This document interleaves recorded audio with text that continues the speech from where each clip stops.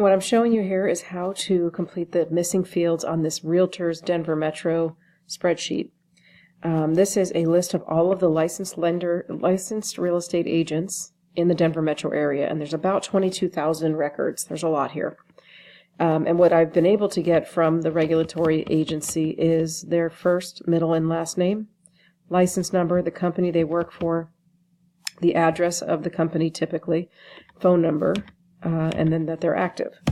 What I need is I need an email address for each person if possible, and that could be hard to find. And then I need to know what their production has been for the last 2 years.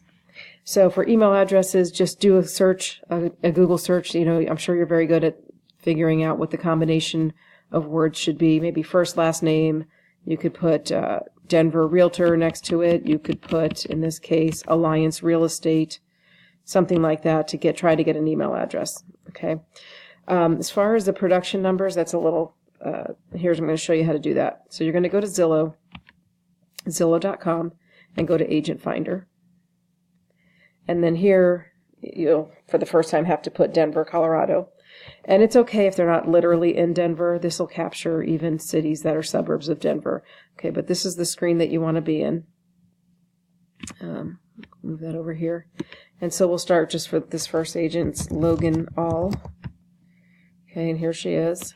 Click on her and scroll down to past sales. And you'll see here the address, the date that the transaction closed, the dollar amount of the transaction. This was the purchase price of the home. And then who did Logan represent? She represented the seller. The seller, she represented the buyer, so on and so forth.